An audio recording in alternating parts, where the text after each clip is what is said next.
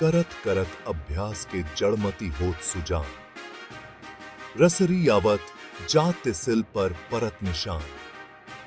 बचपन में यह दोहा सुना था। उसके पीछे छिपी हुई कहानी को आज आपके सामने एक प्रेरक प्रसंग के जरिए प्रस्तुत कर रहे हैं।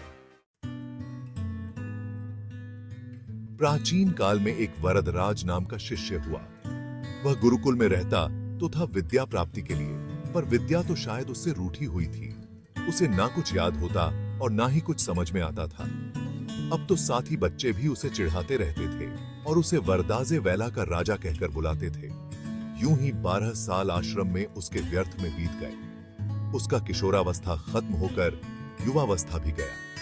वरदराज के गुरु ने भी काफी प्रयत्न किए कि वह परच लिखकर किसी काबिल बन जाए, लेकिन कोई फायदा नहीं हुआ। थक-हार कर एक दिन गुरुजी ने वरदराज से कह ही दिया कि वरदराज, तुम अपने गांव वापस लौट जाओ। विद्या ग्रहण करना तुम्हारे बस की बात नहीं है। तुम्हारी बुद्धि तो पत्थर बन चुकी है और पत्थर को खुरचना मुश्किल ही नहीं, नामुमकिन है। वरदराज अपनी मंद बुद्धि पर दुखी होकर पाठशाला छोड़ देने का निश्चय किया और अपने घर की ओर चल दिया। चूंकि गांव बहुत दूर था, सो बीच बीच में वह ठहरते हुए जा रहा था।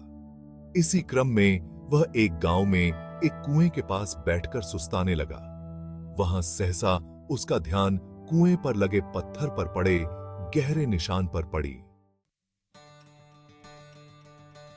जो पानी खींचते समय बार बार रस्सी के नीचे ऊपर जाने आने से पड़ा था।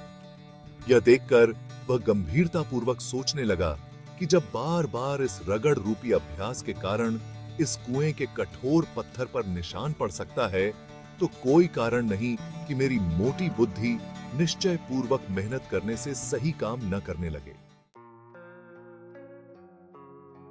ऐसा विचार कर तुरंत उसने घर जाने का इरादा छोड़ दिया और वापस पाठशाला पहुंचकर गुरुजी से बोला, गुरुजी, आप मुझे एक अवसर और प्रदान कीजिए।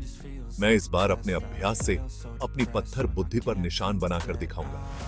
फिर वह बड़े उत्साह से पूरी मेहनत और दिलचस्पी से पढ़ने लगा। अब उसकी बुद्धि में भारी सुधार होने लगा। बड़े होने पर वही वरदराज माने हुए विद्वान हुए। उन्होंने मध्य सिद्धांत कौमुदी, लघु सिद्धांत कौमुदी तथा सार कौमुदी ग्रंथ संस्कृत भाषा में लिखे, जिसे वर्तमान समय में बच्चा बच्चा पढ़ता है। पृष्ठा में के